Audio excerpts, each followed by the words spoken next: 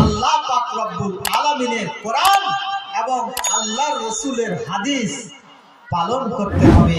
কোন জায়গাতে কি বলছে, কিভাবে উঠতে বলছে, কিভাবে খেতে বলছে, কিভাবে উপার্জন করতে বলছে, কিভাবে ঘুমাতে বলছে, কিভাবে জানতে বলছে, আমাদেরকে এইভাবে চলাফেরা করতে হবে। তাহলে আমরা সঠিক অর্থে মুসলমান হতে পারবো। নচেত আমরা সেইভাবে মুসলমান দাবি করতে পারি না, সেইভাবে মুসলমান বলে পরিচয় দিতে পারি না। ভাই আমার, বন্ধু আমার, এইবার আমাদের আজকে যেটা আমার বিষয়বস্তু সেটা হলো যে এই মুসলমানদের এই দুরবস্থা, মুসলমানদের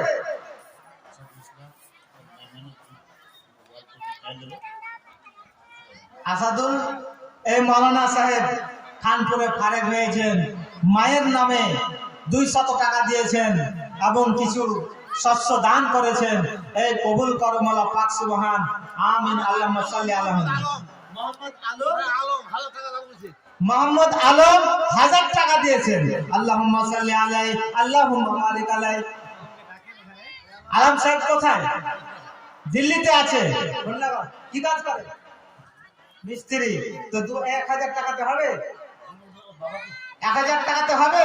আল্লাহর ওয়াস্তে মসজিদ নির্মাণে আর কিছু বাড়িয়ে দিতে পারলে ভালো হতো। আমার স্ত্রী দিলে 500 টাকা। আমার বাপজি একজন হ্যাঁ, মনিকা বিবি ভাই আমার, এই স্বামী স্ত্রীর নামে 500 টাকা দিয়েছেন দান। কবুল করো মাওলা পাক সুবহান, আমিন আমিন সুম্মা আমিন।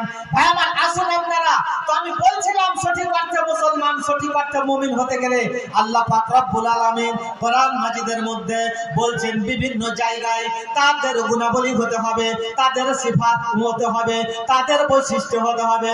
তার মধ্যে অন্যতম হলো বৈশিষ্ট্য হলো আল্লাহ পাক রব্বুল আলামিন বলছেন ইন্নামা ইয়ামুরু মাসাজিদাল্লাহি মান আমানা বিল্লাহি ওয়াল ইয়াউমিল আখির।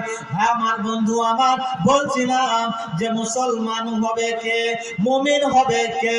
মুমিন হলো তারা যারা আল্লাহকে বিশ্বাস করে, আখিরাতকে বিশ্বাস করে, আর এদের কাজ হলো মসজিদ নির্মাণ করতে হবে, মসজিদের আবাদ করতে হবে।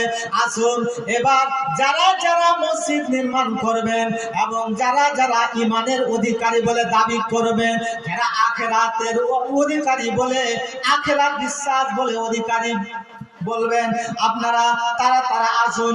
এবার মুসলমানের পরিচয় দিতে গেলে কিছু পরিচয়, কিছু ঈদ আদেশ আর কিছু নিষেধকে বর্জন করতে হবে। আমার বন্ধু আমার, আল্লাহ পাক রব্বুল আলামিন কোরআন মাজিদের মধ্যে বলছেন আমা তাকুমুর রাসূল ফাখুযুহু ওয়া মা নাহাকুম আনহু ফান্তাহু। মা আতাকুমুর রাসূল যা তোমাদের দিয়ে দেয় তা তোমরা নিয়ে নাও। ফাখুযুহু এবং আমা তাকুমুর রাসূল এবং যা তোমাদের আল্লাহ পাকের নবী দেয় তা তোমরা গ্রহণ করো, আর যা থেকে তোমাদের নিষেধ করেছেন তা তোমরা বর্জন করো। কতগুলো জায়গাতে আল্লাহ পাক রব্বুল আলামিন আদেশের কথা বলেছেন, আর কতগুলো জায়গাতে আল্লাহ পাক রব্বুল আলামিন নিষেধের কথা বলেছেন। সময়ের প্রয়োজন। ভাই আমার, আল্লাহ পাক এই কোরআন মাজিদের মধ্যে বলেছেন আকিমুস সালাত ওয়া আতুজ যাকাত ওয়ারকাউ মা'আর রাকিঈন। তোমরা নামাজ কায়েম করো। আজকে আমাদের ভিতরে কজন মুসলমান নামাজ পড়ে?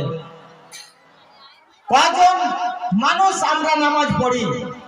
আল্লাহর আদেশকে আমরা বুড়ো আঙুল দেখিয়ে দিলাম। ভাই আমার, আল্লাহ পাক রব্বুল আলামিন বলছেন ওয়া আতুজ যাকাত, তোমরা যাকাত প্রদান করো। আমার মা আমার মা কিছু দূরে ছিল বলে 200 টাকা এই স্টেজেতে দিল।